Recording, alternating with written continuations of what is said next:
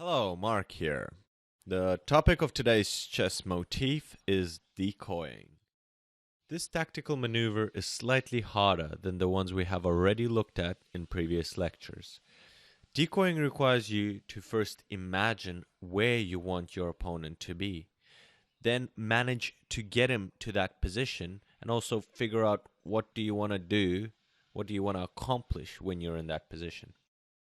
Whether a motif can be implemented should be dictated by the position you're in. This strongly applies to decoying. So, let's try and figure out what we can do in this position and how to spot a potential for a decoy.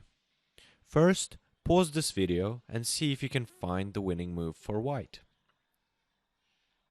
The winning move is bishop takes on g5 check.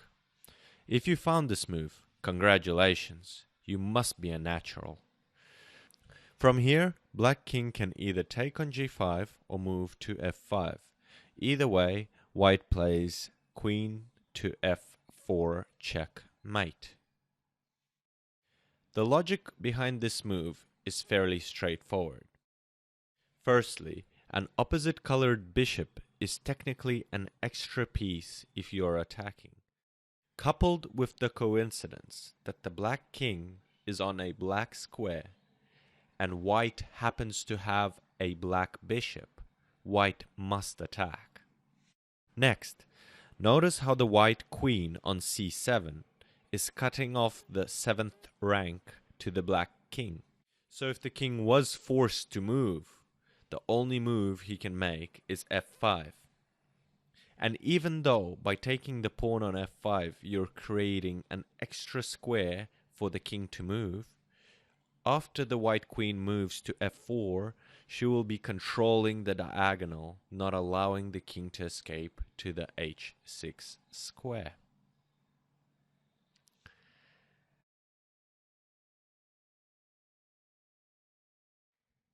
Believe it or not, black also has a winning move in this position, given of course that it is black's turn to move. Now that I've shown you a glimpse of what decoying is, see if you can find the winning move for black. The winning move is queen to h3 check. If king takes on h3, then bishop f1 checkmate. If king goes to g1 or h1, queen f1 checkmate. And finally, if king goes to f3, then he is mated by the pawns. g4 check, king to f4, g5 checkmate. How embarrassing for the white king. More often than not, this tactical maneuver is used to decoy the king, because you can continuously force him to move. Also, you have to remember to position your strongest pieces for an attack. This is sometimes referred to as the setup. And it is important to set up your pieces in a way that you can follow through with the whole tactical maneuver that you have envisioned.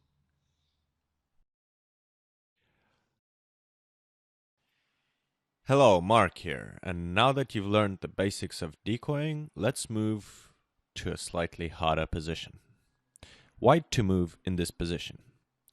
It is not yet apparent what you should focus your attack on. However, here's a small hint. Suppose there was a black piece on d6 or c7, then the white queen would be x-raying that piece, meaning that after rook takes on e5 check, and black responding in some manner, the white queen could potentially capture on d6 or c7. So, what is this mysterious piece, and how do we decoy it to move to one of these squares? Now that you have this hint, pause the video and try find the winning move. The winning move is rook to d6. If queen takes on d6, then rook takes on e8 check, and after rook takes on e8, white queen takes the black queen on d6. Okay, let's go back.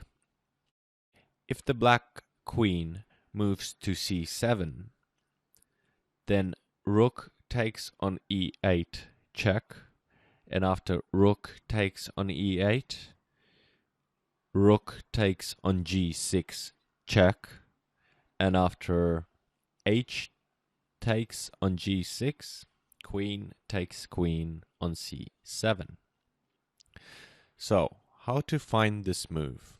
Taking into account the hint that I gave you, notice that the black queen is starved for squares to move to. The diagonal d8 h4 is under white's control. The d file can potentially be controlled by the white rook. And the only square under no immediate threat is c7. That basically tells us that should we threaten the queen, she would most likely move to c7. In this case, if she captures our rook on d6, it also works.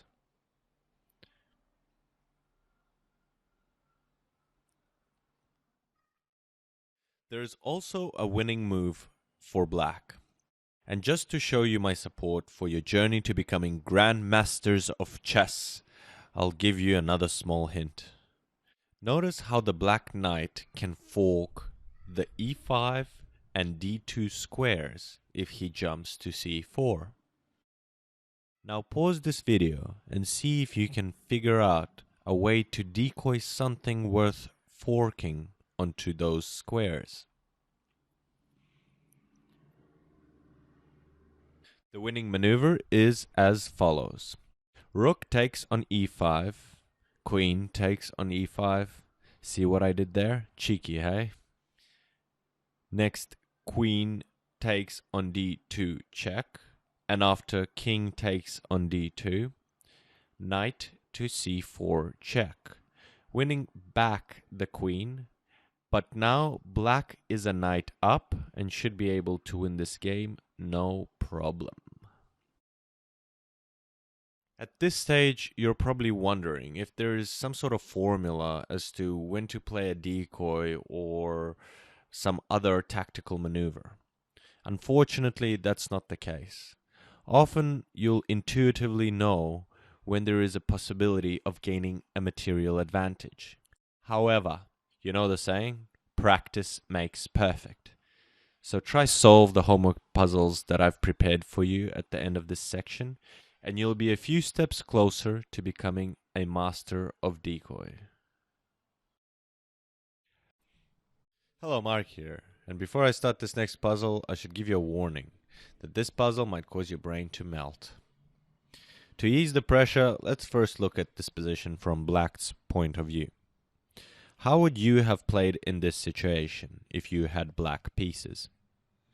If you wish, you may pause this video and try find the winning move. The winning move is rook to h1 check. After king takes on h1, queen to h8 check. Then king goes back to g1, then queen h2 check, and after king f1, queen to g2 check mate. Notice square f2 is protected by the bishop, so you can't mate the white king there.